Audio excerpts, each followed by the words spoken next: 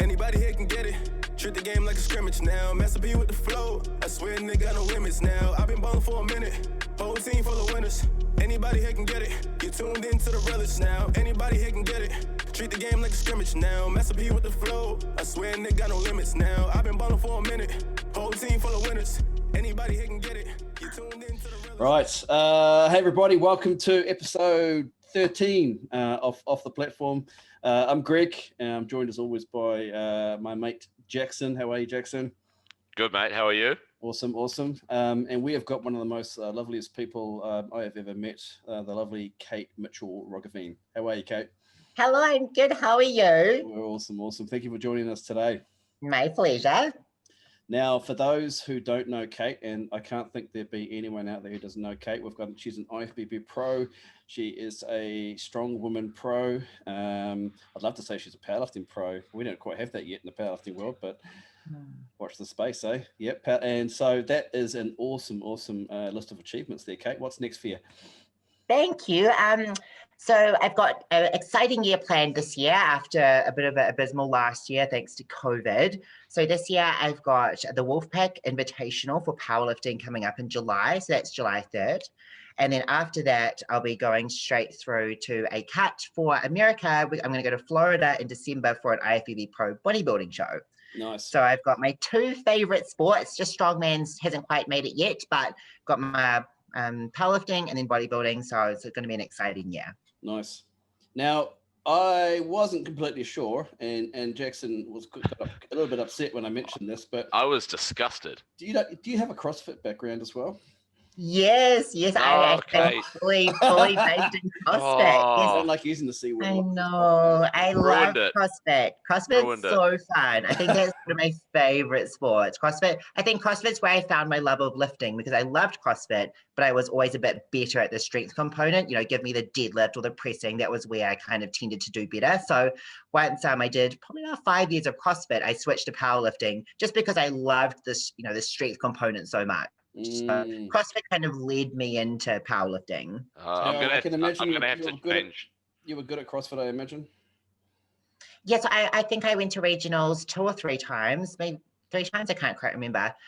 So yeah, and that was like the Australasian regional. So I did really well, but I didn't quite have the good gymnastic background that a lot of girls have. So I didn't do gymnastics growing up. I was okay at gymnastics, but I never quite got to the level where I probably needed to be. So I just didn't quite have the skill, one might say. So off I went to powerlifting, where I found, something that I was probably a little bit better at.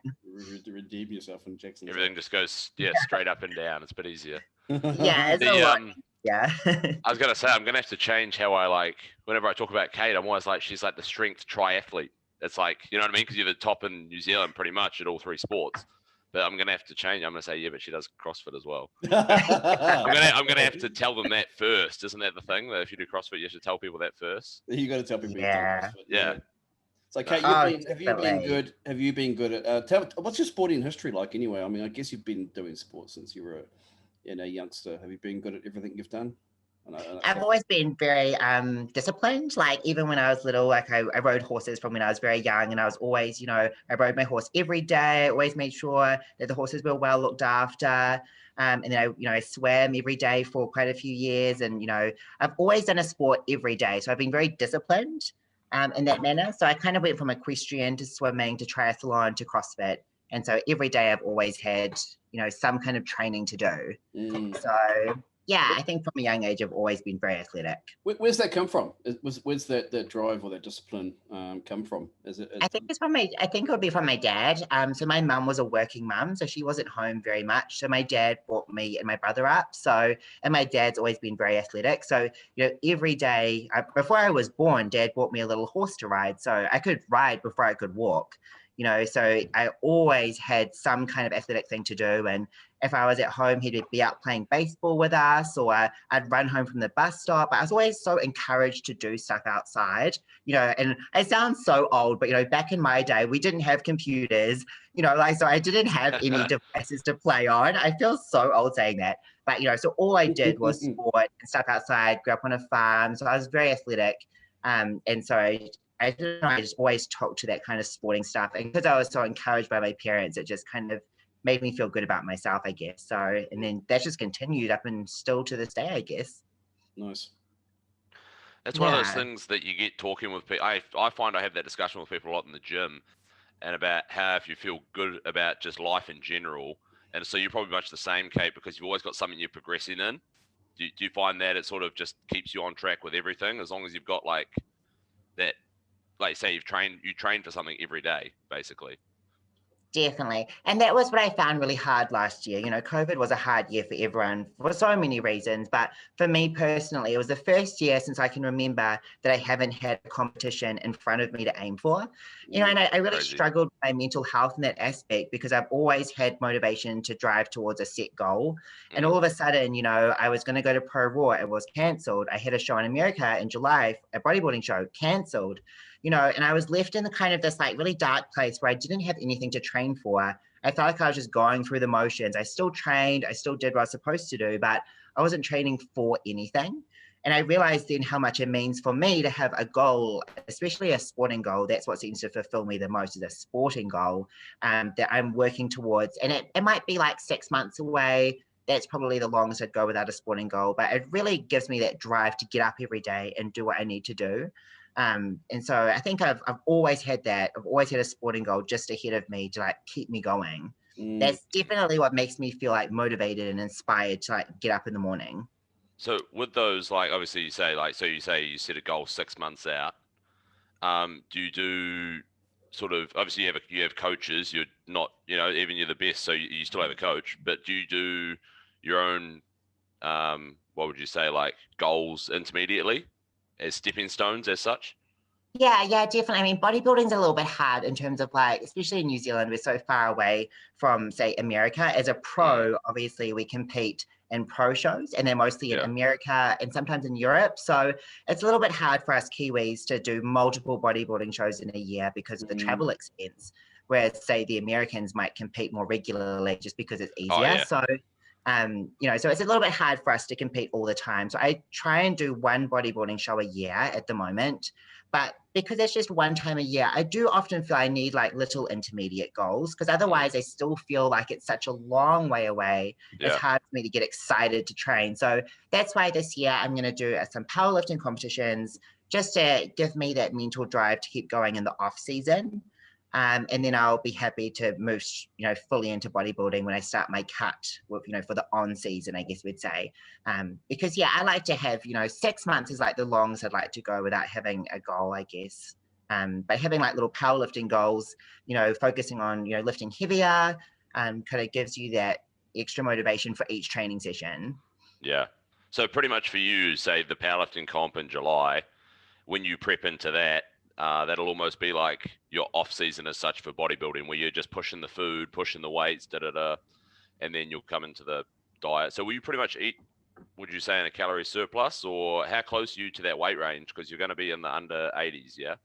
Yeah. So I'm very lucky, and the timing's perfect. Like it actually couldn't be better, because we've got about 6 months till the powerlifting comp. So that's my off season. And then I've got about 5 months from the powerlifting comp to the show in America. So it couldn't be better timing. At the moment, I'm sitting at 80 kg flat. Like I'm exactly 80 kg. I don't think I'd get above 82. I think my body would probably start turning to fat around 82. At the moment, I'm still putting on muscle. So I'm quite happy to keep putting on muscle. But I probably cap at about 82. And for me to lose 2 kg, I can do a water cut. So I'm quite comfortable with that range. Cool. But yeah, probably around 82 would be where I'd start to think, oh, maybe I need to dial it down a bit. But anywhere 80 to 82 is fine though for an 80 kg comp. What's the show you're aiming for in the States, Kate? So it's one in Florida actually. So it's going to be an incredible show. The promoter is just fantastic. Wings of Strength, which is a very well-known bodybuilding brand. So they're very supportive of female bodybuilders. So myself and Tracy Donovan, who lives in Tauranga, are both going to go over together. We're both women's physique pros, and we're going to compete over there. Hopefully, cross fingers that nothing, you know, stops us from competing. But that's our goal, is to go over there. We figured that December the 4th, which is the date of the show, is we're like, surely, come on, by December, it'll be fine. Like, give us a break. Yeah, give us a break, would you? Yeah. Surely the swear, I know. Wings of Strength is so that'd be the bodybuilding. You'll be doing the bodybuilding rather than the physique. Okay, so are you going to change anything in the way you prepare or the way you present in terms of going from physique to bodybuilding? So this one is a physique show. Physique, okay. Yeah, so they have all the female categories in this particular show. So it will be so I'll be doing physique still. I probably need to get a little bit bigger to do bodybuilding. Like, I feel like I do look quite big for maybe someone in New Zealand, but when you compare myself to the American ladies or some of the European ladies, I'm actually quite small. So I'd probably need to gain quite a lot more muscle to be competitive in bodybuilding, but definitely my goal is to compete in bodybuilding, but I probably need 1 or 2 more years to build up more mass before I look like I could fit in. Do you, I know we've talked about this before, Jackson, about athletes, especially in the strength sports and bodybuilding as well. In the Southern Hemisphere, it's rather challenging because all the events, bar Pro Raw, Big Dogs, for example, and maybe the Arnold as well in Australia, but all the big events, there's so many events in the Northern Hemisphere. You almost need to be living in the Northern Hemisphere, and whether it be the States or the Europe. Has that ever crossed your mind as well? I know you've quite settled here and you've got a great life here, but has that ever crossed your mind having to move over at some stage? I mean, obviously in my dream life, I could just jump over, live in America and compete. But, at the end of the day, like for me, bodybuilding is a hobby. I love it because it's my hobby, but I don't think I would love it as much if I had to make lots of sacrifices in terms of moving away from my family and my partner and my animals. Like I really love doing it, but I wouldn't be prepared to make that type of sacrifice for it. It doesn't pay the bills whatsoever. It's actually it's another bill. Yeah, it's quite an expensive hobby. And I'm very settled in New Zealand, and maybe I won't get to the Olympia because I'm not willing to make that many sacrifices, but I'll still have a great time. I'll still go and compete when I can. I'll still like to do the powerlifting when I can too. But at the end of the day, it just doesn't pay the bills. So I'm happy just doing it for fun, even though some days are not that fun, but it's still overall really fun. So is that show you're doing, is that Olympia qualifier or? Yeah, so cool. Yeah, so the way it works is that show, if you come first, you will qualify for the Olympia the following year. Yep. And a lot of the shows also have points allocation. So you come first to say 6th or whatever it might be, or 10th, there'll be a point allocated to you on your placing. And then what a lot of the American girls tend to do, because they have the ability, is that they'll do quite a few shows across America to build up points. And then I think it's the top 5 people with the highest points will get to go to the Olympia based on point qualification system. So that is another, obviously that's a huge benefit of living in America or close to America, that you can do that. So obviously in New Zealand, we definitely don't have that ability. So you basically have to come first to qualify, or else travel a lot to America, which is a little bit expensive. Yeah, go and do like 10 shows or whatever just to get enough points to. Yeah. What's the prize money looking like for Wings of Strength? Because I know that with the bodybuilding, it's really generous. We're talking, thousands, tens of thousands, and don't they give away a Hummer or something like that, or a Charger or something like that to the winners as well? This is crazy money, So that show in particular that you're talking about, that's the Romanian show, the Wings of Strength show. And you that's crazy. I think it's $50,000 in a Hummer or a Dodge, or most of the shows have a prize cap of around $3,000 for the winner. So, Pro Raw, in comparison, has, I think it was $2,000 for the prize money. So, I would say, in general, powerlifting has probably got as good a prize money, and maybe a little bit more realistic to get prize money through powerlifting. I found powerlifting quite good for prize money, actually. Whereas it tends to be with bodybuilding, to come first against the quality of athletes there is so difficult. Like the athletes are insane. To come first is just crazy thought. So, but it tends to be about $3,000 to $4,000 for first place. American, which I guess is good, but to be honest, you probably spent 20 grand, 30 grand getting to the show. So you're still at a deficit. It's just paid for your ticket there. It's just. We had a chat with our previous guest. Actually, by the time this comes out, you'll know about it. We had a chat with Brandon Allen, and that episode comes out soon. And he was saying that it cost him probably 10 grand US just to come to Australia to do Big Dogs, and then to come. I think he came 4th. I don't think he would have made it. He got 3rd. He got third. He got third. Did he make any money out of third? It wouldn't have been it. Yeah. Oh, it's like it was. $5,000? I think Petrus got like 20K. I think it was like maybe like 4 or 5 grand. So he he still came probably out. Still lost money. Still lost money. Yeah. Yeah. Yeah. It's a shame, really, because it's such an amazing sport. I mean, I follow bodybuilding as well as powerlifting, and it's just a shame they just don't have they're getting there. The money's getting there, and the popularity's getting there. But especially with powerlifting, I think the money's starting to creep in now. Starting to creep up. Like they had the last 5 years, especially. Yeah, the money's starting to creep up. Yeah. I mean, that's just because more people are doing it now, though. So the companies have more money to throw around. I mean, you see the SBD, we're going to do that Sheffield Invitational. That was going to have like a couple of $100,000. Yeah. Like pounds. Yeah. A couple 100,000 pounds all up. Yeah. And you got the Kern. That Kern, that's 100. The Kern, that's 100K. That's 40K for first for guy and girl, and then 10 for second. Yeah. On points. I think there was a WRPF comp, and there was 1 million rubles. Wow. I don't know what that works out to be. That's probably like, probably like $5. I know. So like it's like Zimbabwe dollars or something, where it's like $1 million for a fucking loaf of bread. 1 million rubles. Yeah, exactly. And there's because I know Marcos has a fair bit of big dogs now because he's got Oz Strength and stuff supporting it, and then there's a few in Europe as well now. There's the ABS Pro. You notice the APL Nationals in Australia this coming year. There's 30 grand worth of prize money for that. Wow. Yeah. Oh, that's amazing. Yeah, and that's who's that? John Gabriel, isn't it? So Thomas was saying about. He's throwing a ton of money into the sport, which is great. So, and it just takes the likes of John Gabriel or Emad, people that are fans of the sport and just with a bit of money to spare. Nice for it does. I know. It makes such a difference though, because every comp I've done where there is viable prize money on the line, I have pushed more. Like even if it's just like intrinsically, like I've always just pushed harder because I know that there could be prize money. And I don't know why, but it just makes me feel like there's more to go for. So it doesn't matter how much the prize money is really. Even if it was $100, I'd probably still train harder because I'm like, there's prize money. Even if it comes with parking, he'll pay for your parking for the day. Totally, that's pretty expensive at Auckland, man. I know exactly. $100 will cover your parking. Yeah. It's one of those things. I mean, it's same with bodybuilding, powerlifting and bodybuilding. They're just not taken seriously by most people, though, are they? That's the issue. The general public are just like we said with Thomas, I do powerlifting. Oh, that's. Do you go to the Olympics for that? You put the weight above your head, yeah? And I'm like, no, mate, I can't do that. How many stories have you got, Kate? I mean, you must have a few. Yeah.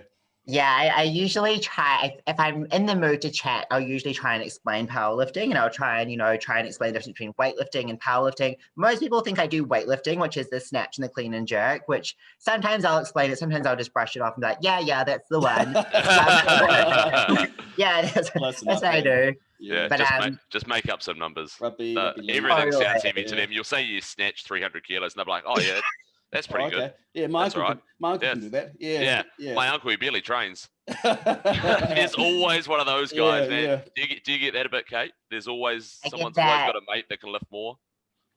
I get a lot of do you want to arm wrestle? How much can you lift? How much can you bench? And I totally don't mind chatting about it. I love chatting about it if it's someone who's genuinely interested. Yeah. It's a bit of a different story in the Instagram DMs when you get like the more creepy kind of vibes coming through. Yeah. But if it's in person and someone wants to chat, then that's awesome. But yeah, people are very interested for sure. But there's definitely a lot of confusion around weightlifting and powerlifting. I find people get them very confused. I feel like they're almost named the wrong way.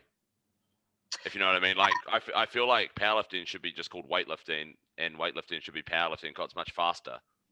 Yeah, I actually had this exact combo with someone in the gym the other day when they said to me, Jackson, where's this come from? Yeah, this is life problems. You think we heard it here first, the rename of the sports. Yeah. The off the platform exclusive. I better copyright that. You better, mate. Yeah. Yeah, and then I think it would be cool to have like weightlifting, which is like powerlifting, but then add the shoulder press and the bicep curl. So that would be cool. Wow, the shoulder press actually used to be in weightlifting. They took it out in it'll be about 30 years ago. They took it out because it was too hard to judge. Because they'd just get people like instead of pushing, they'd like lean back, and they basically incline benched it like from standing though, which is ridiculous. And there are feds that do a strict Curl. strict bicep curl. Yeah. Yeah. I think the world record's around like 120 strict. That's ludicrous. Are you kidding me? 120? Crazy. Dude, it's like 115, 120. It's ludicrous. Wow. Like, that's disgusting. I'm going to try that tomorrow night. Gone. Yeah. Done. Damn, that is heavy. The strictness is like, it's so hard from that bottom position, man. I wonder, how do you, I mean, I know obviously when they say strict, you're not talking about any kind of swinging going on, but you have your back, you have they use it, they have a board. It's like a bench basically, but standing up. No. And and it's the same rules as bench, but shoulder blades. No. And some feds use your head as well. Okay. So it's literally honestly like IPF and whatever, like rules. There you go, so Kate. Basically upper back, butt, head have to stay on the thing, or your head can come off in some feds, and then got to give it a go, eh? Curl it up to Add that. We should add it to one of the comps, like add that one in shoulder press, but put some rolls around the shoulder press. That'd be so fun. I think, yeah. Again, off the platform exclusive, it may be in the works. Yeah, off the platform. That would be so cool. Well, we may have some random grip and like curl stuff coming up in a comp at some stage. Oh, nice. That'd be cool. Yeah. We have you seen some of that grip stuff? Do you do much grip training, Kate, or have you always had pretty good grip? I've always had good grip from powerlifting, but I have through strongman done quite a few grip things, and those are hard, especially the endurance grip events. Like obviously that's just a mind over matter thing, but yeah, the grip ones are fun because they are very hard. And there's just so many different ways they do it. Like one of the lads at the gym, Eddie, he's actually a ex world champion cyclist, sprint cyclist, but he got Iron Mind. I don't know if you guys have heard of them. They're like the strongman grip people, and they sent him all these attachments, and he's got like one that sort of like mimics an anvil handle, and you have to try and pick it up this way. Okay. Which is real. It's like basically like a cone, and then they have one that mimics like the hub of a York plate, like a York deep dish plate, and you have to try and pick it up with your fingers. Oh. Man, honestly, dude, it's like your hand is just like throbbing afterwards. It's ridiculous, but it's sick though. It's cool. But I've got this bad habit at the moment now. I've been relying on straps for deadlifts now. Greg, come on. I know. About this. Yeah, it's got to the point now where I get to like even 50% of the max, and you wear gloves as well, don't you? No, yeah, and a bandana too. Like oh, Jesus. So, yeah. Oh, you should go to CrossFit. Yeah. I was just saying the other night too, because one of my straps broke, and I thought, shit, what am I going to do? My life is over. Hold the bar, maybe. I can't hold the bar. I can't do deadlifts tonight. Yeah. Unless you can tie me to the bar. So, Kate, in terms of events, powerlifting event, strongman event, bodybuilding, how do they rate for you? How do they rank? What do you love about each? What do you hate about each? They're definitely all so different. Like, I think the most fun, if I could say the most fun one, will be strongman. I mean, strongman is just amazing. It's just, it's a community where you lift heavy things, you have a good time, you go and eat lots of food. Like, that's just have a good time, You get super strong, but it's always fun. It's always different. It's always challenging. So I think that would be the one that, that I would do if I was never injured and if I had lots of time to train for it, that I would probably do that. But, it does come with its down, a couple of negatives. Having to have the stuff to train with it's very specific. You can't go and train a log press on a barbell necessarily. You do have to have the implements. And so it is quite a specific thing that you can't just go to a gym and train for it, really. I've personally found you do have to have access to implements. So I found that one a little bit hard to train continuously because of not having the implements. Whereas, powerlifting is great because you can just go to any gym and you can do your powerlifting training pretty much. You might not have the best bar, but you can still get it done. And I love that aspect of it where you can just go do your squat, bench, or deadlift. I love the routine of powerlifting, like the structure. I like how it's very linear, and I like how you kind of always know what's coming. So I think that aspect of powerlifting suits my personality in terms of I always I'm quite a boring person. I'm a very habitual person. So I'm very happy to do the same thing every day or every week. And so I do love that structure. But of course, the downside, I think, of powerlifting for me is that if I get an injury, I find that very frustrating because I find it hard to know what to do. And I usually get I get a bit depressed, I guess, if I get an injury, and I don't really feel like I can do much around the injury. So I I find that to be a hard aspect. It's very hard on the body. Whereas, bodybuilding is quite easy on the body in terms of injury point of view, as, you can always train around an injury. You don't have to lift quite as heavy, so you can lift lighter weights, but it's still hard training. So you always feel like you've done something. But, the hard part of bodybuilding is trying to diet. So they all have like, the pluses and minuses, and I love aspects of all of them. So I think that's why I've felt so blessed to be able to do all of the sports. But I think this year will be good to have a little bit of powerlifting and some bodybuilding as well to kind of, bring those two together. So I feel like I can kind of have the best of both worlds. But they're such good sports. Have you found that you've clashed with the three sports? Have you found it difficult to strike up a balance between being good at all three of them? Yeah, I mean, at the very, very top level for any of those sports, you probably can't mix and match them. If you wanted to be the best powerlifter in the world, you probably maybe can't be the best strong person at the same time. You might be able to be the best at separate time intervals, but you really can't mix and match at the same time. Hang on. What about when you went to the Arnold's? I was there. You won Pro Raw on the Friday and then won the Strong Woman on the Sunday. I know, that was still my favorite year. I loved that. That was ridiculous. That was a great year. Yeah, that was my favorite. That was awesome. I do think that you can train powerlifting and strongman. If you don't get injured, then those two combine super well. So, I mean, and that was when I was a little bit younger.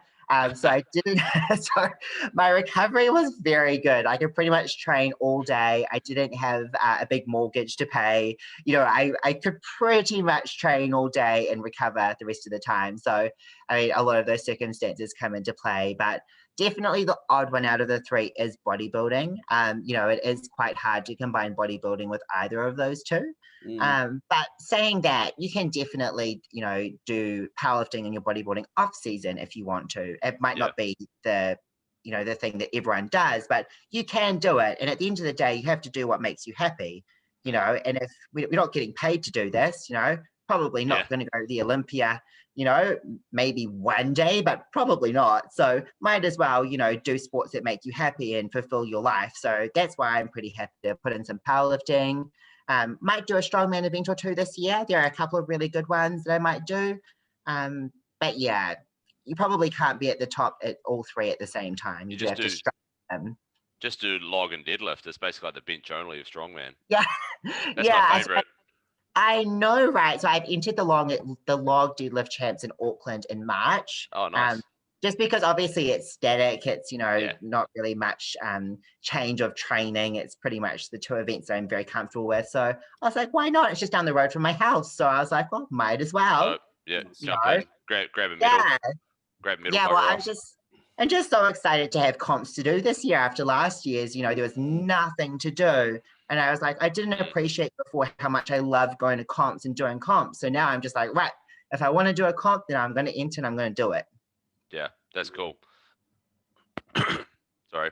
I was going to say, so with like obviously a lot of comps coming up, so at one stage you had the biggest female total in New Zealand with 590. When you hit that was the biggest total a girl had ever done. That was, what was that, 2017? 2017, July. Yeah. Yeah, so like that, how was that? That's ludicrous.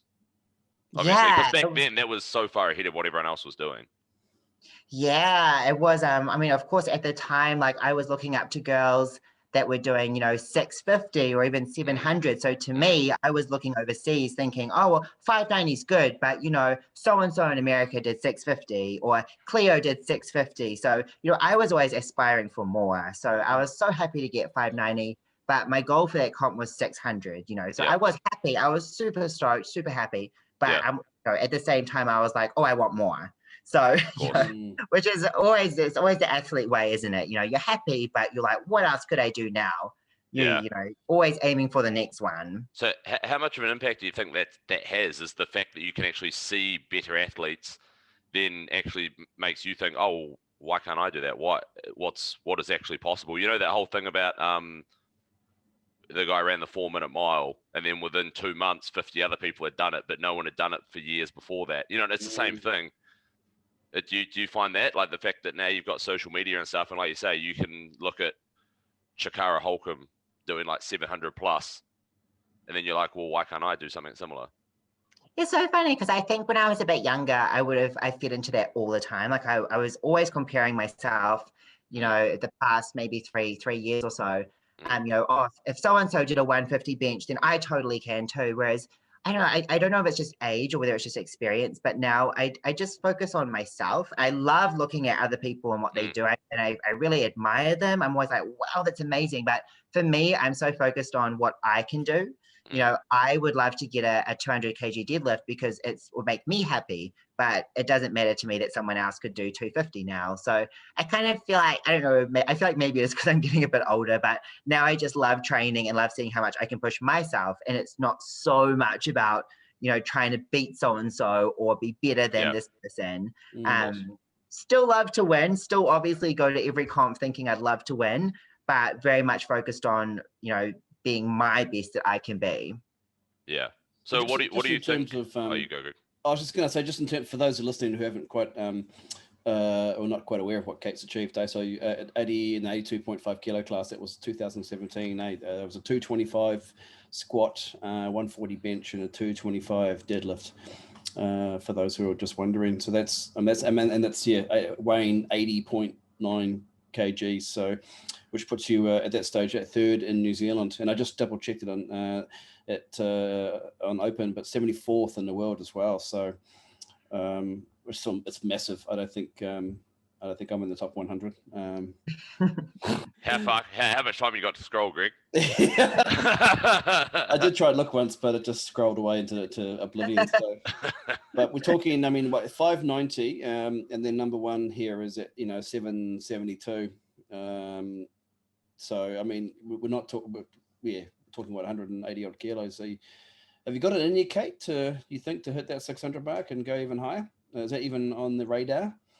I don't know. Like I hit my back at World's Strongest Woman in 2017. I think I competed in 13 comps in 2017. Wow. I went to America 3 times, Australia twice, and it was just too much. I was just so enthusiastic. And at my last comp, World's Strongest Woman, I hurt my back quite badly, and it never quite came right. So it's more of a confidence issue for me. I think it's a mental confidence issue. It's not a physical issue. But my squat I can do. I could do a big squat. I can do a big bench. But the deadlift is definitely where I feel my confidence is lacking. I get very anxious before deadlift. I have very negative thought patterns. So for me, it's been working on that side of it. So if I can get my deadlift up, I can get 600, no problem, because the rest of it's there. But it's going to come down to mentally working on that side of it. The other day I did 170 for 5 on deadlift, which is, just off bodybuilding training. That's probably what I would have done when I was powerlifting training. So the base strength is definitely there. But once I get around 200, I start to get a bit nervous. So I need to rebuild that confidence. But I feel really strong. I've developed my hamstrings and glutes a lot more than they've ever been developed. They're very strong. So I think physically it's there, but mentally it needs to catch up. I think in the past, I'm just thinking, because I've reffed you a few times. You've always had, especially with the deadlift, you've had quite a shake going on. And I think we've talked about it at the time. Yeah. And it's been you thought it was because of a weakness in the hamstrings, So I think by strengthening your hamstrings, you think you might have overcome some of that, or improve that lift substantially. Definitely, because now I can actually fire them. Before I felt like there was nothing there. They might have looked okay, but there was no mind muscle connection with hamstrings or glutes. They were just kind of sitting at the back, not doing much. And I was so quad. Everything was quad. Even my squat was all quad. And so now that I can actually feel my hamstrings and glutes and use them, I think the potential is there to do a really good lift. And I definitely have more muscle mass than I've ever had. So there's good potential. It's just converting that into the actual lift. But so far, with my small amount of powerlifting training I've done, I've been really pleased. It's gone so well. I've had no issues. I've loved it. So, all signs are pointing to a good comp for sure. Nice. So in terms of training for both powerlifting and bodybuilding, do you have one coach for each, or do you have 2 coaches all the time, or? So I've got, my main coach is Kurt Dell from Team Next Level, and Kurt is my bodybuilding coach. And so for this particular powerlifting comp coming up, I've decided just to try what we would call a power building kind of hybrid program, which isn't anything fancy whatsoever. It's basically, I'm just going to do some powerlifting training as well as my bodybuilding training. My bodybuilding training is very hard. Like it's very heavy and it's very hard. So I'm going to try and build most of my strength up there because I know that I can stay injury free with that sort of training. But then obviously I need to do the powerlifting side of it as well to get the nervous system ready, to get the technique sorted. So I'm trialing running 2 programs kind of together with a small amount of powerlifting at the start or on a separate day to the bodybuilding training. So I've never done this before, so I don't know how it's going to go. So far it's been really good, but I've had to be quite mindful of my recovery because it's quite hard and it's been quite tiring. But so far I'm happy. I'll keep rolling with it and I think it will work. It's cool. It's crazy to think that someone with your obviously background and experience is still finding new stuff, if you know what I mean, in new ways to then train and push yourself. Yeah. Which is cool. Yeah, like in the past, I would have just completely gone to a powerlifting program. I would have ditched bodybuilding altogether and been like, nope, I'm going to go full powerlifting. And, but this time I was like, I love both sports and I want to do well in America at the end of the year. So I'm going to trial this. And, my base strength is definitely really good. There's no issue with that. So it's just trying to hit those top end numbers and figuring out how to get that top end strength there. But I've always had a little bit of an issue with top end strength. Like, I've always been able to squat 200, 210, most days. But my issue seems to be getting that real top end strength and figuring out how to get that final 5%. And my whole life, I've kind of struggled with that kind of top end. So I need to do some research. I was going to say, you got to get over that 500-pound barrier. Yeah, that would be, I think for squat, that would be cool. Being able to say you have a 500-pound squat would be awesome. I think that would be very cool. But no reason why not. That should be doable. That should be there. If you're the biggest you've ever been, then you learn how to, use it. Really, we've talked about it before with programming and stuff, because I've given Greg a program or two, and I structure that's why it's interesting to hear you say that this is new to you, because this is how I've trained and trained clients like my whole career. Really has always had almost like it's 2 sessions in one, so you have your squat that you basically treat as like a powerlifting session. So you take your time, you're after rep consistency, don't time your rests, just rest as long as you need to then make sure you get 5 or 6 or whatever it is, good reps. It's multiple sets. And then the second half of your session, then you move into the intensity techniques, drop sets, etc., high reps. I really enjoyed that. I really enjoyed that side of the program. It really breaks up the monotony. Especially when I first started, it was OCHO. It was 4 hours of squat, bench, squat, bench, squat, and it was so monotonous. And look, it worked. But it used to drive me crazy. But the variety and having a slash power bodybuilding aspect to the program was brilliant, which I first saw in like 531. So 531 back in the day was like you do your powerlifting movement, then you go and do your accessory stuff or everything else, and there was no real limit on what you could do there, and just in terms of how you felt and what you needed to do for the day. Oh, that's good to know that. I thought I was making something new. It works. It works. It definitely works. Like, that's awesome. Yeah. The key with what you're doing, like you've already said it, you filled in the weak spots, so people that do that typical like only squatting, benching, deadlifting, the occasional deficit deadlift or something, you just squat how you squat, and so then you never actually train the stuff that you're not training, if you know what I mean. Like you say, for you, it was all your squat was all quads, so your hamstrings and glutes were getting very little training. So you actually almost have to have some sort of bodybuilding training to catch them up. Yeah, I did. And I always, to be fair, I had that kind of programming where it was, hamstring curls. But for me, when I was younger, I always saw that as just like a little an add-on, like want to do it. It's, it's not compulsory. That's like carbs and abs on the end of a program. So I'll do it on the end of leg day, or I'll do it on the end of arm day. Stuff. Arms get their own day, but carbs are like the add-on. Carbs are the add-on, yeah. Totally. So I think for me, like having that bodybuilding structure where I've had to hit hamstrings and glutes really hard, it'll be really interesting to see how it does translate. But yeah, I just need to figure out how to make sure that I'm training the powerlifting side of it appropriately at that top end. Like I say, no problem in like the 75% range, could do that all day. But yeah, I have to come pick your brain, Jackson, about the top end stuff. It's a hard one getting it to balance. You almost have to stay much more in the pocket. I don't know if you guys look up like strength recovery adaptation curves, SRA curves. So like, not today. No, we haven't looked at it. No, obviously no. I wouldn't expect you to, Greg. Yeah. Too busy selling cell phones. Flurry of Google activity after this, though. But so it's basically I look at usually things like with periodization with programming, if you're training a specific thing. So some stuff recovers really quickly. Like if you think about like catching a ball, that's coordination. You can train that every day, multiple times a day, and you'll get better at it really quickly because it recovers really quickly. So the adaptation is the recovery. So you've done the stress, which is trying to catch the ball 20 times off a wall, and you get tired and you have to stop. And because if you kept doing it, you'd miss. If you know what I mean, it'd be like a bench press. But you can do it again later on that day and have improved. It's ridiculous.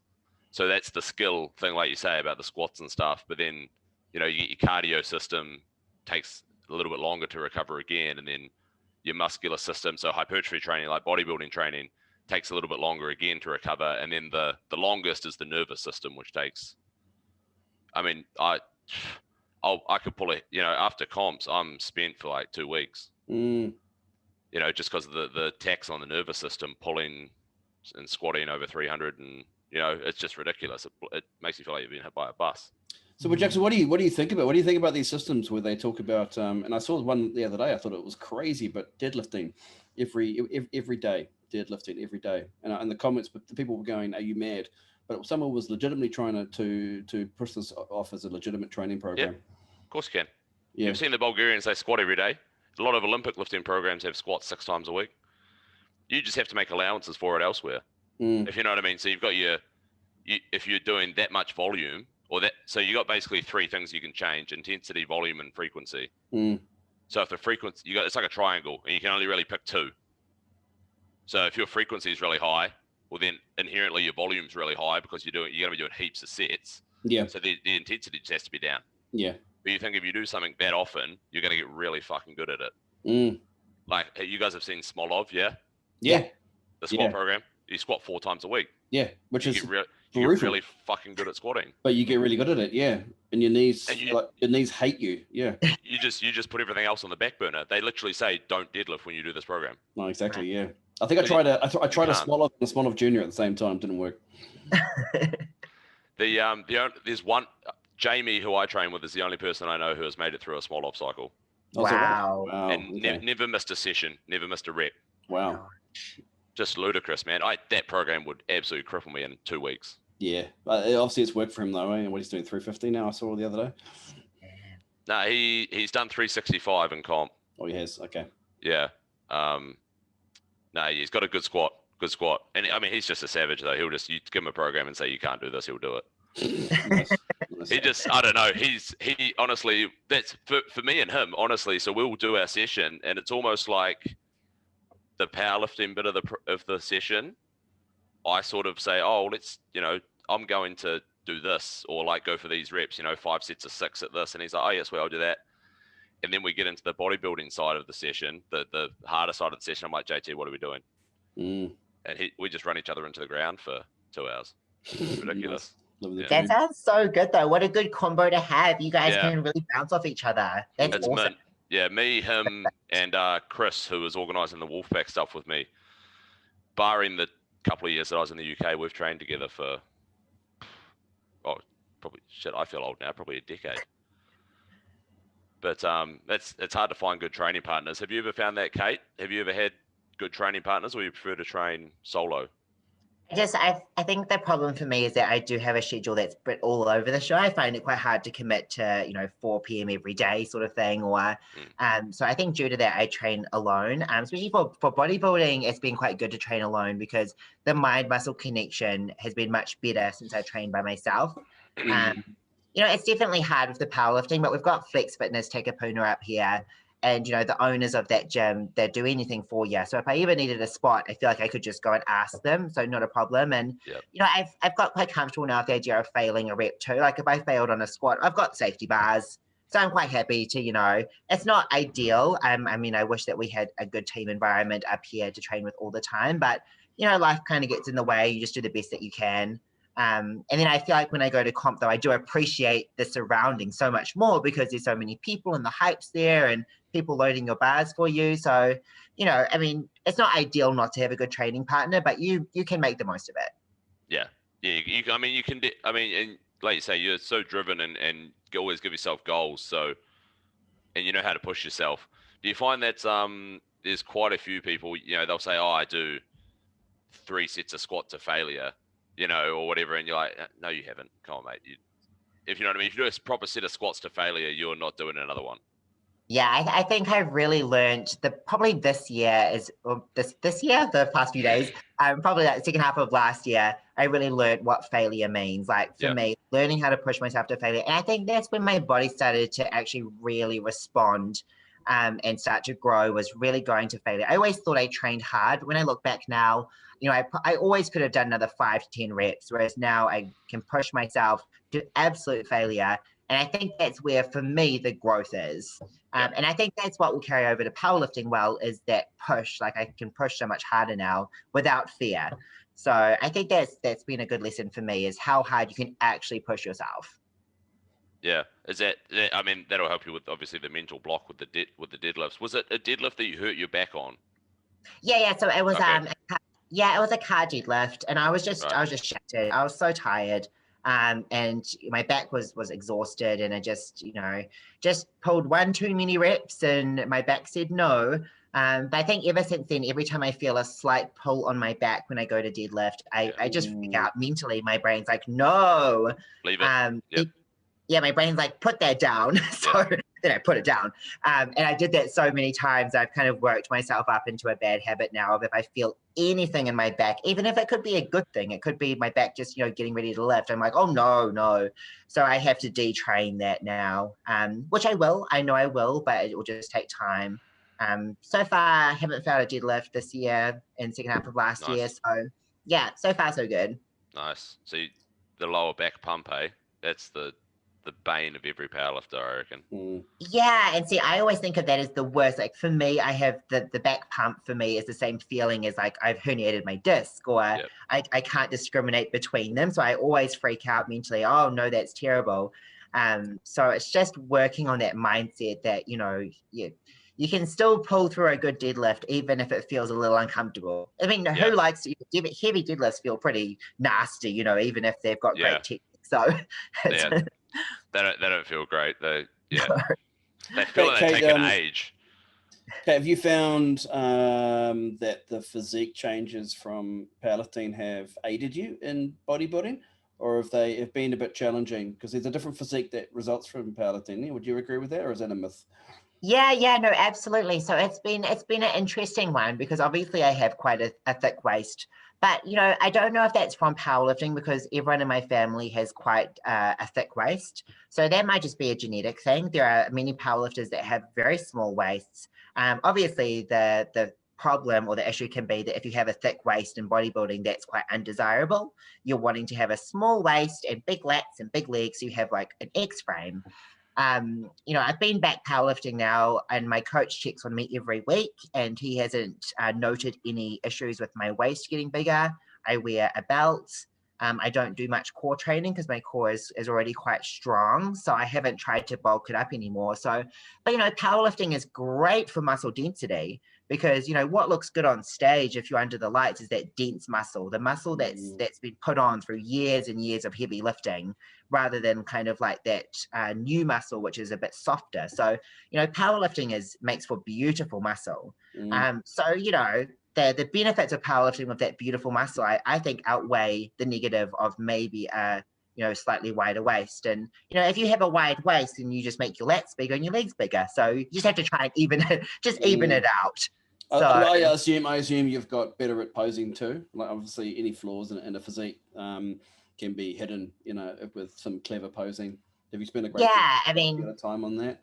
Definitely. Yeah, I mean, obviously the pose that maybe causes issues is that front relaxed pose where you're front on to the judges. You can't hide a wider waist. But saying that, like I have noticed that, even through powerlifting, if you can get those lats a lot bigger, get the legs bigger, that you can kind of make an X frame anyway. So, I think a lot of powerlifters do come to bodybuilding and have beautiful physiques. So, Jackson? I don't think that it's a big problem. It's up, mate. Yeah, there you go. Yep. We're trying to get Jackson into bodybuilding now. Yeah, that'd be awesome. Yeah. I'm really keen to do a show at some stage. Just to see, because like you say, to see what you look like. Like it's, and like you say, crazy. Powerlifting is great for building muscle. I mean, I don't care what people say. If you eat it's just because they don't know how to eat. If you eat properly, of course you're going to put on muscle as you lift heavier. It's amazing to see what you look like underneath all that layer,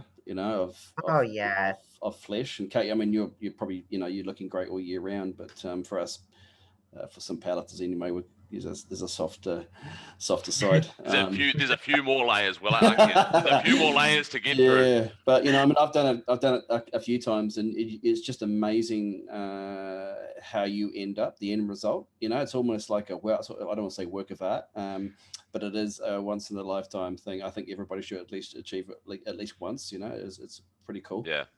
I think so too, and yeah, I definitely think that the type of muscle that you can tell from a bodybuilder if they've done some sort of powerlifting or a strength sport, because the muscle's so thick, it's grainy, it's dense, like it's a beautiful type of muscle, and any powerlifter that trims down has such a beautiful physique. Like I remember Cleo from Australia was going to do a bodybuilding show, and when she dropped, to a low body fat percentage, her muscle was just beautiful. So, Jackson, if you drop down to quite a low percentage, your muscle would just be like stone. Like it would be so beautiful.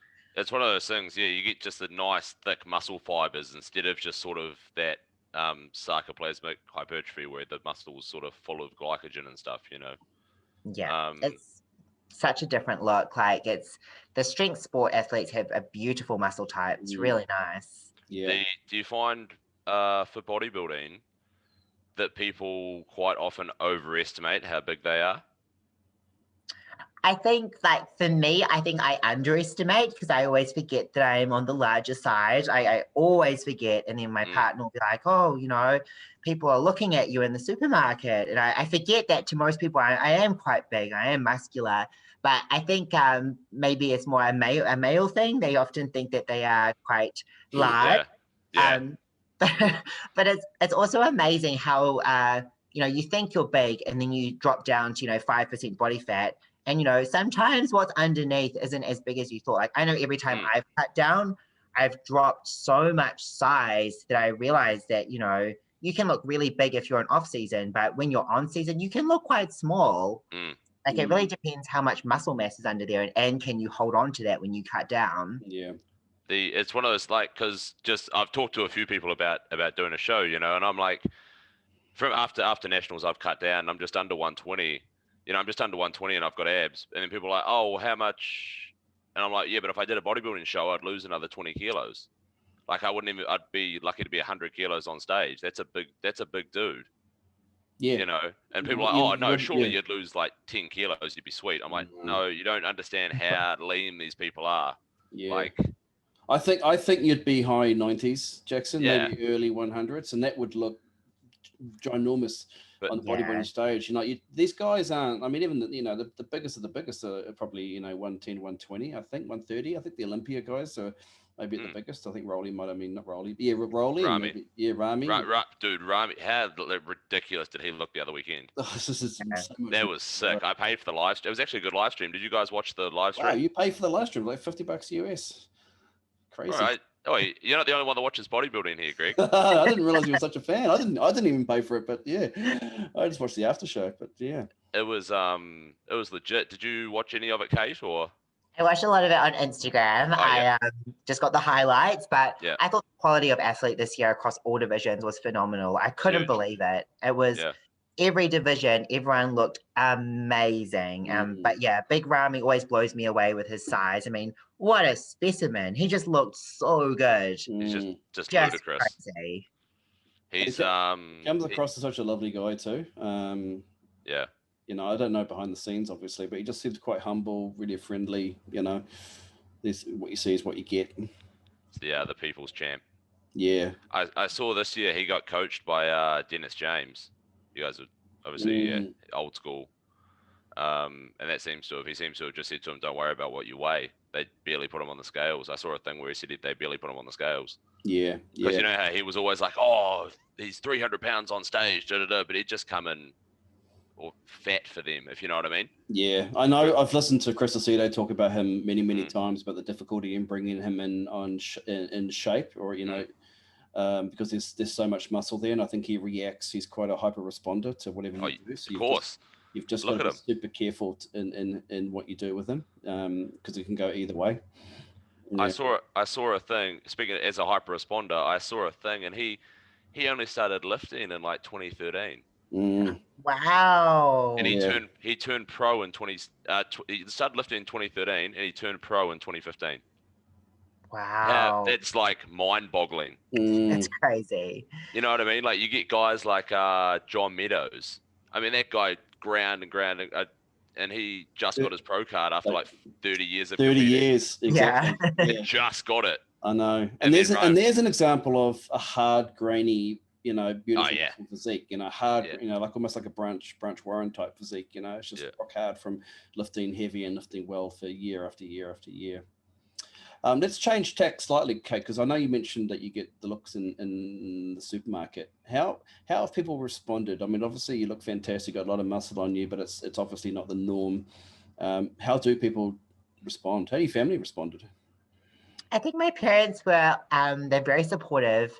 But they kind of just leave me to it now. I think the hardest things probably for me is working in a corporate environment and like trying to balance lunches and stuff with kind of still trying to stick to my diet plan, but having to go to client lunches where you're expected to eat. That's actually, I know that sounds terrible. That's the hardest thing I've had to try and balance, is being able to politely say, I'm sorry, but I'm prepping for a show or I'm prepping for a comp, or so I won't be able to eat that today. You know, and I probably used to would have eaten whatever was on the offer just to be polite, but now I'm comfortable to say, I'm really sorry, but I'm actually prepping. You know, and that's actually like everything else apart from that, not a problem. People are so supportive, so interested. And I think maybe because I'm very friendly, very happy to talk about, you know, the show or training, or I don't think I've ever had anyone say anything mean to me, not to my face. I don't know what people say about it. They might say all sorts of things. But, you know, everyone's always been lovely and very supportive. So I've really appreciated that. It's made me feel like what I'm doing is, you know, very encouraged. And yeah, I don't know if other females have had other experiences. You always hear of girls being told, you know, not very nice things. But for me, I've only had really positive, you know, things said to me. That's awesome. I always just, my mind just boggles at guys when they just say to, oh, you shouldn't do that, it's not attractive. So, well, she's not doing it to fucking get you, mate. You know what I mean? Like, obviously, if you're not the guy she's looking for, you know, she's doing it to do her own thing. She's not doing, you know, it blows my mind. She can do, yeah, exactly. And people that usually are negative, just because they're not progressing anything in their life. You know, like what we said at the start, they've got nothing they're progressing in their life. And then they see you're progressing in something. I laughed before. I was just picturing like a business meeting. And it's like, you know, like a corporate board meeting, and then Kate walks in, and it's just all these like middle-aged men, and then Kate walks in, and they're like, "Oh fuck!" She got the biggest bench in the room. Yeah, I always make sure I wear like very long sleeves and like pants at work. I don't know if I look small in that or not, but I doubt it. I do try and hide my physique at work to be appropriate, but I don't know if you can tell, but I'd assume the seams stretching on your lats would probably give it away a wee Exactly, bit, yeah, you know. yes, I have to wear stretchy shirts only. Yeah. It is a problem. But no, I've never had anyone say anything negative to me. But I mean, even if they did, I genuinely wouldn't care. Like if I was younger, it might bother me. But I just am happy to do what I'm doing, and I get so many females, say to me, you're inspiring, or thank you for being a role model, and that means so much to me that I couldn't care less if someone doesn't like what I do. It wouldn't bother me at all. Have you noticed an increase? I feel like I've seen an increase in women that are a bit more accepting of muscle, and therefore if more attractive. I mean, CrossFit has been an excellent example how women have gone from like doing, an hour in the gym on a bike to actually participating in something that is almost a sport. CrossFit is a sport, but something that generates muscle, has events, and the physiques are celebrated, and I can't, it's probably only been, in my mind, the last 5, maybe 10 years. Have you noticed that as well, an increase in women that are even coming up to you and saying, I really want to, you look fantastic, I want to do what you do? Yeah, no, absolutely. And I don't know if that's to do with social media, that people are seeing that, muscle is looking beautiful on social media. But I have people, a checkout operator in the supermarket will say to me, oh, I love your muscle, and it can be, honestly, that's a surprising thing for me is it's all ethnicities, it's all ages.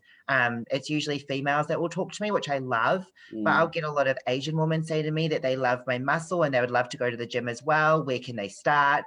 So people from all different cultures and all ages are loving muscle now, which I think is amazing because it's, my mum strength trains now and she's in her 60s because she sees that, because it's actually really, we're starting to get information out that it's really healthy for everyone to do some strength training. So I think there's been a massive mindset change, and there's a lot of ladies that are lifting weights now for whatever purpose that is. But I do think that social media, the internet's, feeding us good information about strength training. So definitely in the past 5 to 10 years, huge shift. Yeah, my granddad's in the gym 3 or 4 times a week, and he's 81. You know what I mean? Like awesome. but he looks 60. Because it does. But people have only just say cottoned on to it in the last few years. Everyone thought that they were all brittle and fragile, but it makes you obviously a lot heartier and a lot, not as fragile. It actually helps. People come to me and they're like, "Oh, I've got a bad back, I can't deadlift." I'm like, "No, we're going to deadlift. Get on there." And then in 4 weeks, like, how's your back pain? Yes. Oh, it's fucking gone. Well, that's if you deadlift wrong, Greg. But you know what I mean? Like it's amazing how scared people are of weights, and they're slowly coming around to the fact that actually, it is a bit more fun than the cross trainer. Like it's a lot more accepting. Like that flex, that flex and Takapuna that you guys have, it looks ridiculous. You guys got a mint setup. Oh, it's so incredible. We're so lucky to have it. It's just the owners, Haldane and Haley, they just, nothing is too hard, if they'll do anything for their lifters, and they have the best equipment. It's always so clean and spotless, and it's such a positive environment. Every time I go there, I just feel so happy, and we're so lucky to have that, because I think Auckland has got so many good gyms, but we didn't have that vibe in a gym that made you want to go there and be the elite athlete. And every time I walk in there, I just want to be the best I can be. And it's just such a premium facility. Like if you haven't been there, and if you live in Auckland, you really should go check it out. It's so nice. Little plug there for Flex Fitness Takapuna. Yeah, it's a beautiful, Nice. Beautiful facility. It's so nice. Have you found that, Kate, over the years? Do you think gyms assist or detract from, or not detract, but make it harder potentially for women to, enter the gym and want to do things like the weights? Because, traditionally you walk into the weights area, you've got sweaty, probably teenage boys and men all making a lot of noise. It can be a little bit intimidating for women as well. Have you noticed a change in that respect, or is it still the same? And women, just need to, well, not just need to, but what does need to happen for these places to be more welcoming? I think that is a tough one, because I don't think the environment has changed. The weights area is usually still full of men grunting and sweating and, doing, I find there's quite often groups of young men in most gyms that center around an equipment. I know that my mum finds it quite hard if there's multiple guys. She finds it intimidating to go and ask them if they're like using their machine so I think there's still a lot of work to do in helping women feel more comfortable. Like for me, I think having a women's section is a great way to get women into the gym and build their confidence, and then let them into the main area once they've built their confidence up. But I don't think there's too many gyms that have a women's only area. But for me, if I was going to create my perfect gym, I would have a women's only area just for the confidence building aspect before you go into the main area. Because, my mum, she often doesn't know how to use something, so she won't go and use it in case people are looking at her. But she probably would try if it was a female-only gym. So I think that's still something that we need to work on or improve on, because I think it's still a hard area for women to go and access. Yeah. Unless they have the money for a personal trainer, perhaps, and they can have someone guide them into that area. But, I probably wouldn't enter if I was a female who didn't know what I was doing. No. Look, to be honest, I think over the years, I've noticed this as well. But even men joining the gym for the first time, potentially never been to a gym before, entering the gym, it's almost like they're entering the domain of other men, and it's like, well, warning, there's an intruder. And like over the years, when I've gone to a new gym, there's that moment of at least probably a 2-3 week period where people are looking at you the corner of their eye. And you're like you're a bloody chimpanzee walking into the forest, and it's a new territory, and the other chimps are looking at you. And it could be really intimidating. And I would welcome anybody that would come up to me and say, "Hey, look, congratulations, welcome to our gym. Welcome here for the first time if it was the first time, or nice to see you. Thanks for joining the gym." I think that part is. And I can't say I've seen it that many times, but when it does happen, it's brilliant. And I think I'd love to see that more often. I don't know what's body call like, Jackson, with new members. Well, I was going to say that the gym, it's weird. People your brain just reverts to like caveman, doesn't it? New big guy, he threat. Like he got my equipment.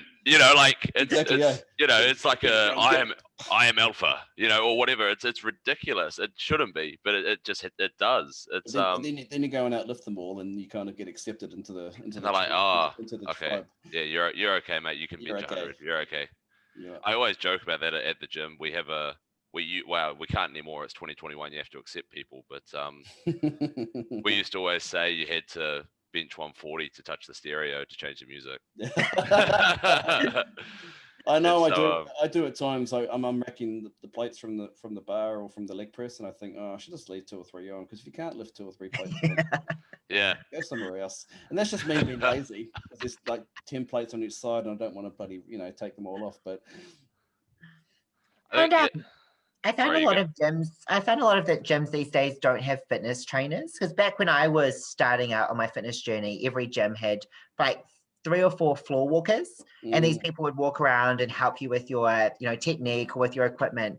I actually haven't seen floor walkers or gym instructors in any gym I've been to for a while, and I think that's something that's kind of gone, obviously due to cost and stuff, but they used to be quite good to help out, say, someone that didn't know how to use a lat pull down, or you could always rely on them to give you a hand. So I think that's been a bit of a shame to see that kind of entry level position gone, because I think it had its place. I think the issue is most gyms aren't there for the people.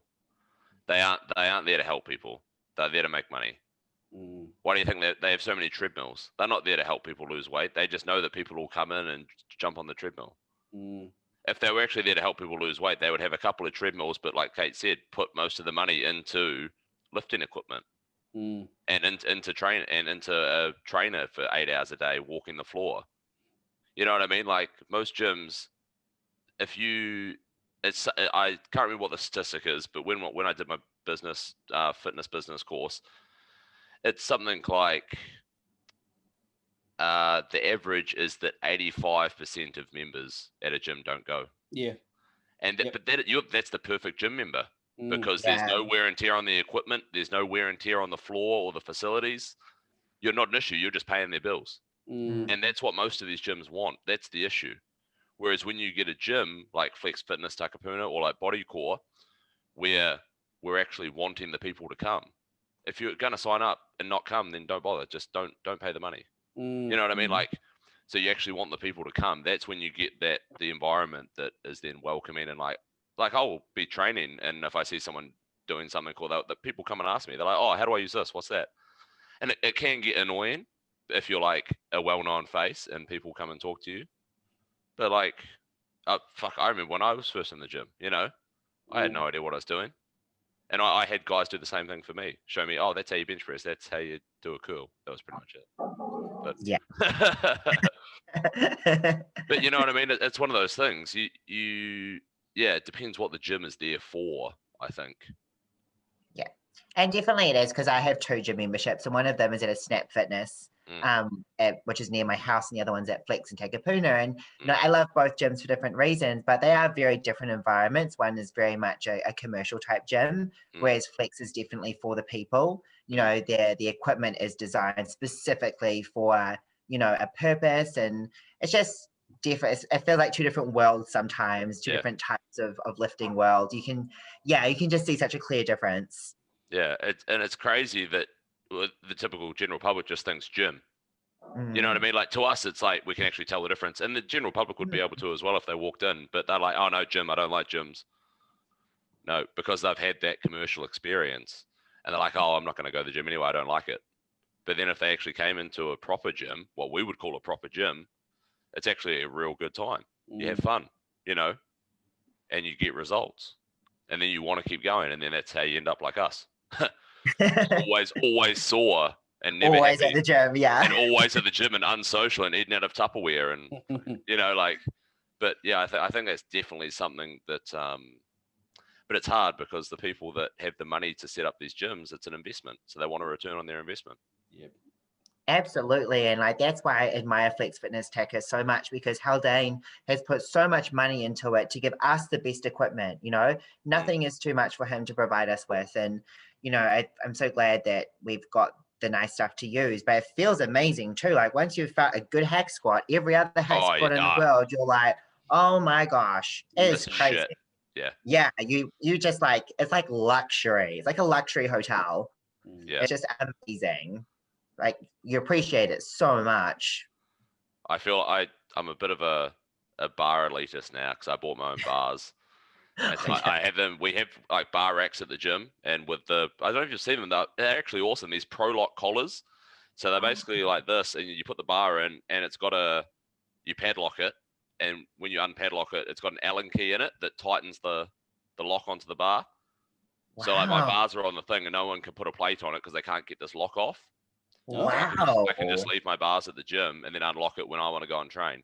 You don't leave it unlocked for the benefit of the other members in the gym, Jackson? Are you fucking kidding me, Greg? Oh, I thought you'd be a lot more generous. Mate, have you, honestly, when you see someone doing like a clean and jerk with a deadlift bar, then you'll realize why I keep my bars locked up. It's only $1,000 bar, mate. Yeah, it can handle a couple of drops. And a bit. That's the thing. These are expensive bars. Yeah, exactly. I know. And they get left outside. I mean, so we have a pretty cool setup, though. We have an outside gym where they do all the strongman stuff. But people just, it's whether it's ignorance or I'll give them benefit of the doubt and say it's ignorance and just that they don't realize. But some of it's definitely laziness. Yeah. But I don't think people, I mean, a little bit of ignorance, a little bit of I don't really care, but I think there won't be the knowledge of the cost involved in repairing these things. And you know, I look at the dumbbells and so forth, and I think, look after these dumbbells, because I know it costs a ton of money to either refurbish them or replace them. Mate, they are expensive. And it breaks my heart when I see someone just throw, they finish their bench presses and they just throw like an incline press and they just throw them. I cringe and I think, Jesus Christ, big bodybuilder, right? I think if you're strong enough to lift it up, then you're strong enough to let it, fall down into your thighs and, They've got to make it sound heavy though, Greg. They've got to make those 20s sound like they're 40s when they hit the ground. They add extra weight, they throw them. To make you them one of those, heavy. Kate? You throw your weights around?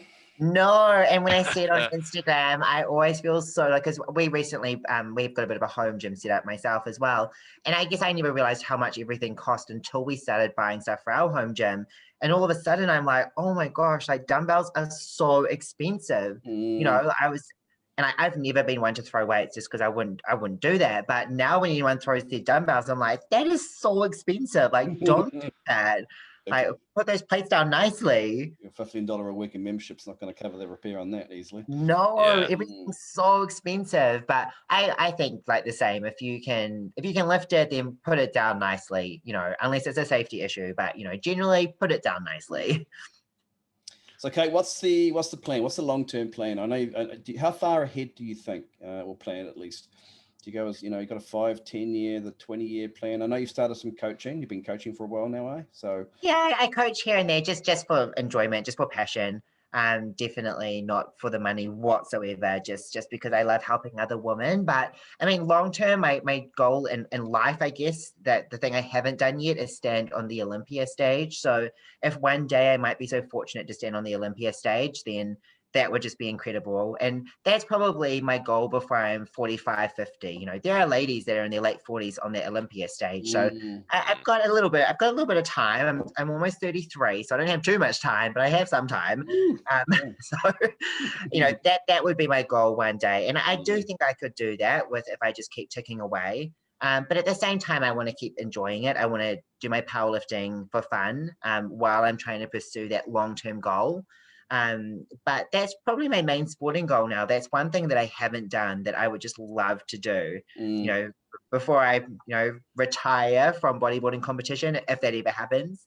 But yeah, powerlifting, would love a 600 kg total, you know, that I was so close that one time, but didn't quite get there. So if I could do that, that would be great. But at a Pro Raw, or what's this new one, the Wildcats?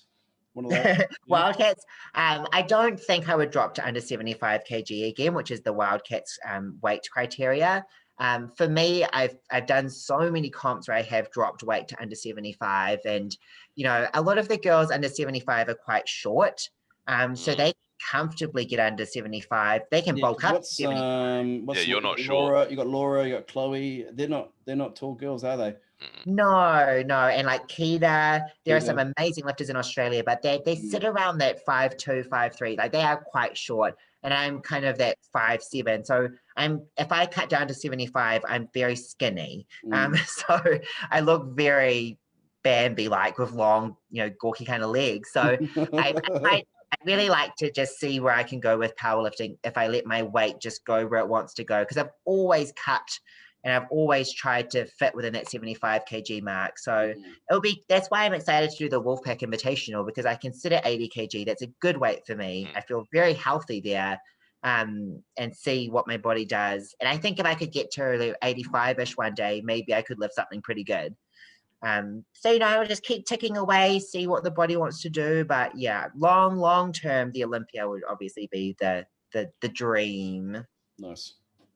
Different. The interesting thing with female bodybuilders versus male bodybuilders I've found is that they actually can peak a lot later. I don't know if it's age-wise. Yeah, like the best female bodybuilders will be, you know, the guys are typically like early 30s. Or late 30s. Oh, you got a few in their 40s. But typically, God, I'm saying like Dexter, who just turned 50, I think, or yeah, but he hasn't won anything for a while, mate. Let's be honest. Yeah, but top five. I'm not saying he's not good, but you know what I mean. But he's an outlier. He's 100% an outlier. But whereas the females, quite often, they'll peak around 40, 45, late 40s, and I don't know if that's to do with like the estrogen drop off, or if it's females put muscle on at a slower rate, so they need a bigger training age or whatever. But I think you definitely still got another 10 years or so, you know, before you peak. No, you got 20 years. You got at least 20 years. At least 20. But no, you're right, because females do peak a lot later than guys do. So, you know, to be in your 40s and be a top female bodybuilder is very common. So, you know, you're kind of hitting your stride at that late 30s.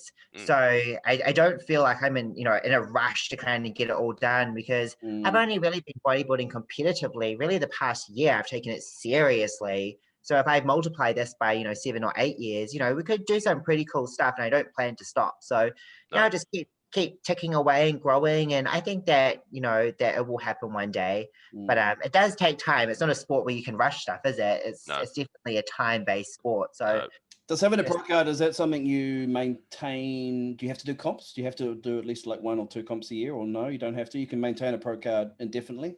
Yeah, so as long as you pay for the pro card, which is what you have to do to have your pro card the year you compete, then yeah, they don't take it off you, thankfully, if you don't compete. So so I didn't compete last year, but that's fine. I could just get it for this year. Cut you some slack. Yeah. So I have thought about that, whether they'll take it off you, but no, you can keep it forever. So once you've got it, you've got it. Nice. Unless you do something super bad, then they'll take it off you. I think Lee Priest lost his pro bad. card. Yeah, Lee Priest lost his pro card, didn't he? They took it off him, I think.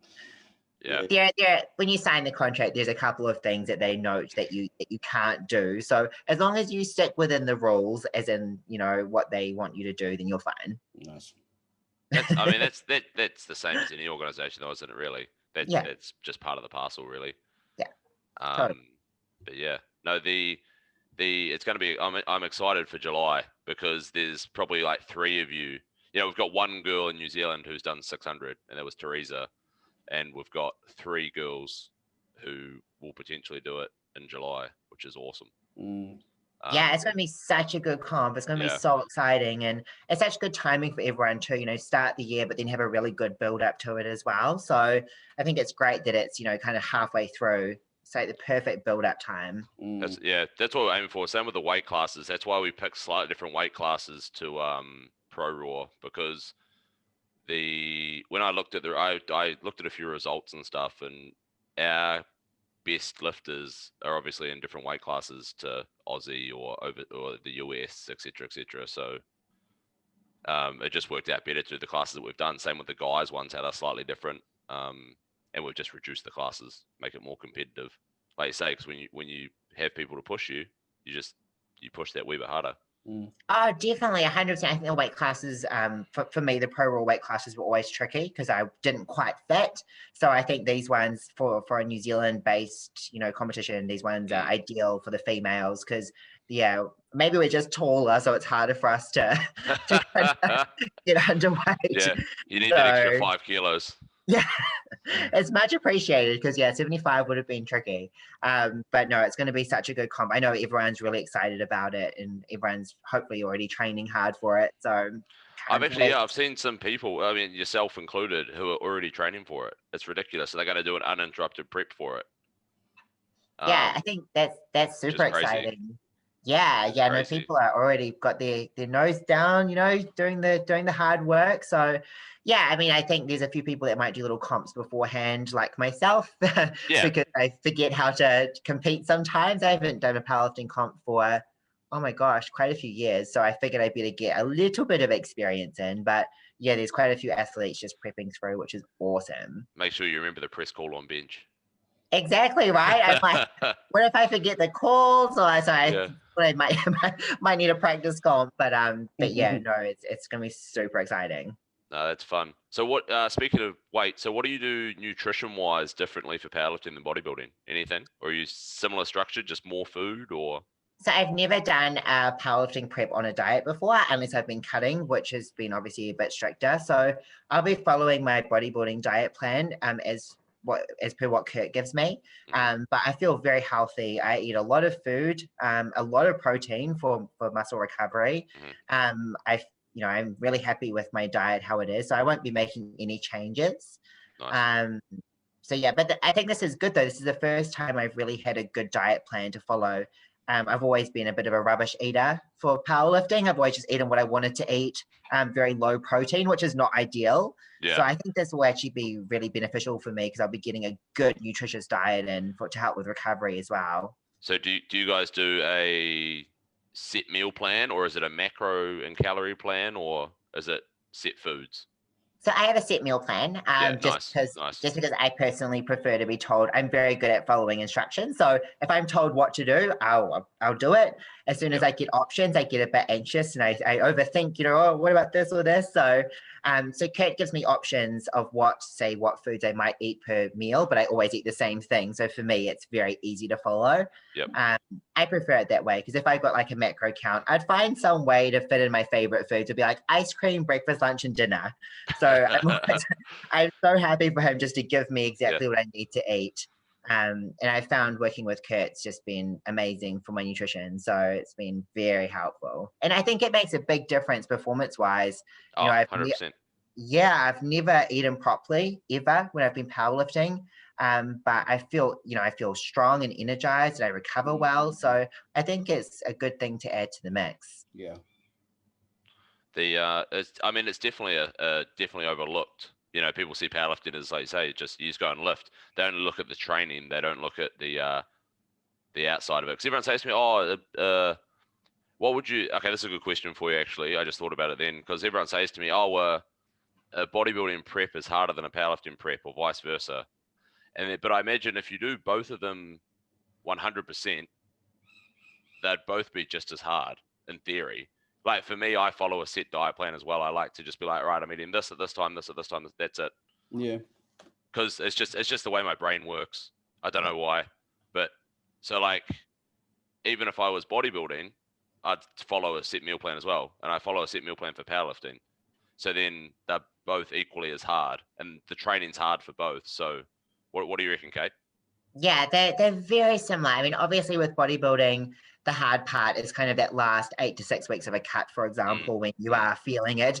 But with powerlifting, the last 6 weeks can be really hard when you're fatigued and trying to hit big numbers. So honestly, I would say they're equally hard, but in different ways, and they require different mental strengths. But they're both. Probably comes down to the individual. Like I think it very much down to the individual. Some people seem to respond really well to dieting, to cardio, to working in a deficit. For me, I wasn't one of those people. I'd rather be a powerlifter and just suffer through the powerlifting program than to sit there on a treadmill or on a bike for an hour on 0 calories. Really suffering to lose weight. Whereas I think, Kate, you probably lose weight at the drop of a hat. I probably find the bodybuilding lifestyle a little bit, well, not wouldn't say easy, but comfortable. Would that be a stretch? Or yeah, I'm always quite happy to sit on the cardio machine for 2 hours. So for me that's fun. I don't know why, but I'm quite happy to do cardio. It doesn't actually bother me at all. Whereas with the powerlifting, I find I get quite anxious, I guess. Like when I'm getting to those top sets, I don't have as much confidence. Whereas I think with bodybuilding's maybe a bit easier for me because I know if I follow the process, I'll get the results. As long as I stick to the plan, I will get to where I want to be. Whereas with powerlifting, I always feel a bit like, will I get this lift or will I not? Yeah. So, that's interesting. That's interesting because obviously, not that it is subjective. I mean, there is a lot of argument back and forth on that one, but the bodybuilding outcome it's down to interpretation, isn't it, and what they're looking for on the day, and therefore the sort of the range of results in terms of your physique can vary. Whereas the powerlifting, the anxiety will come from knowing that I have to hit X, Y, and Z. It's a yes or no. Exactly. And I've got 9 minutes on the platform for my 9 lifts. And I've got this 12, 16, whatever week prep to get that 9 minutes perfect. Whereas the bodybuilding, as long as I look great, I've done the best I can. Sure, the results can vary, and there might be a 2% difference in opinion from this person to that person, but it's it's not as much pressure as having to meet. I've got to squat 230, otherwise that's it. Yeah, that's exactly how I found it too. As I found, as long as I get to the end of the bodybuilding prep and I've done everything I can, then I've already won. I get and I'll go and do some photo shoots with some great photographers. I get to have some great cheat meals afterwards. Like the whole experience of bodybuilding for me is not as stressful. Whereas, like you say, with powerlifting, it comes down to you and your 9 minutes on the platform. So, and I've always done okay on the platform, and I don't get that stage fright or anything. But it is a lot more pressure in that environment. So like you say, it's all different personalities. I probably do find bodybuilding a bit less stressful, and for me powerlifting is quite stressful. So but it's so interesting that everyone does interpret it quite differently. How do you find with the bodybuilding competing?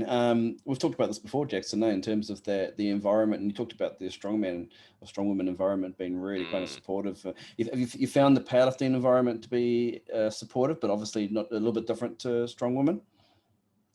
I found that strong women were always just so fit, like it was like a family, strong women and CrossFit are similar in that everyone's like a family, everyone cheers for each other, everyone's wanting everyone to do well. Whereas powerlifting, I think, is a lot more, I think bodybuilding is the same, maybe it's just a bit more competitive, so that people tend to go off into their own zone. People tend to be very focused on their performance, which is absolutely fine, that is what it is. But yeah, at a bodybuilding show, I probably wouldn't go around trying to make friends because everyone's so focused on, on their job and what they're doing. And kind of the same with powerlifting, in most ways as well. So, but, after the comp, everyone friends, not a problem. So, but I think you do have to be respectful of other people and how they prep, and if someone's in their zone, you shouldn't interrupt them if that's powerlifting or bodybuilding. Yeah. But yeah, strong women, I feel like everyone just chats all the time and everyone's, wanting to just have a good time together. So you have to, know the different environments and how to react to it, I think. Would that have anything to do with, and it's just a hypothesis that because with your powerlifting competing internationally has been in Australia, hasn't it? Yeah. Yep. And so would that have come down to the fact that a lot of the Australian lifters they'll know each other really well, so there's probably a bit of a click going on, versus the strong women event was truly international, wasn't it, where the lifters were all from all around the world, so there was no previous relationships as such. Would that have been a factor or not? I think the strong women around the world and in New Zealand are all just so friendly. Like everyone in strong women and strongman is just so nice. And powerlifting, even like within Australia, for example, the different coaches tend to have different athletes that, stay within themselves. So I think it's competitive even within a country. And like even in New Zealand, like with powerlifting, you'll often find athletes, kind of still, got their headphones on, they're very focused, they're trying to get amped up for the lift or, so yeah, I think I just found that powerlifting in general is definitely more of like a social after the event, social before the event, but like during the event, it's definitely more focused. And exactly the same with bodybuilding, comp time is comp time, which was a bit unusual coming from strong women because I was so used to everyone talking and being friendly and, making chit chat, to go to an environment where no one talked to each other. I was kind of a bit like, oh, but you just obviously used to it, just roll with it. But yeah, very different environments, very. The bodybuilding environment backstage is not an environment where you can walk around and say, "Oh, can I just borrow those dumbbells?" Or, No. Yeah. Have you finished with that chocolate bar? Because I'll have some of that. No, that's not. Did you get rid of that fat off your hamstrings? Yeah. Oh, your legs are looking a bit soft. I feel like because I love that shit at a powerlifting meet. Hey, like if I know someone has a grip issue, I'll like just before I'll be like, oh, how'd you? Like, if it was me and you, Greg, I'd be like, oh, how'd the grip issue go, bro?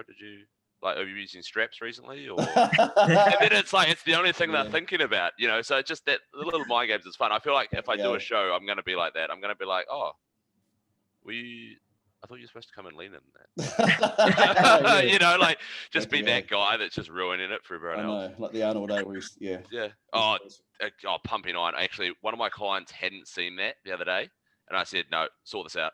You've got homework. Got to watch Pumping Iron. You're back at school. Go home, watch Pumping Iron. Come back and talk to me. It's a rite of passage. It is. It's a great movie. I've got my older son watching it now. He knows all the lines now. It's fantastic. So good. He's sitting there having breakfast with them, and he's like, "Oh, I rang my mother. Mama Ferrigno, why your son's so fat?" Yeah. Jackson, you're going to be like Arnold. I can just tell you wearing like your trench coat in the back and stuff. Like exactly. Yeah. Oh my gosh. Hide people's t-shirts. Hide their t-shirts. Yeah. So good. Can't wait. Now, Kate, before we finish, just in terms of shout outs and sponsors and stuff like that, is there anything you want to shameless plugs, anything you want? I know your fiance Ethan, for example. Yes, my fiance Ethan. Thank you, Ethan, for supporting me always. He's sitting on the couch, so thank you, baby. I appreciate you. And just a big thank you to everyone who's helped me out, everyone that, even just someone, liking my Instagram post or whatever, just giving me words of encouragement. It just means so much to me.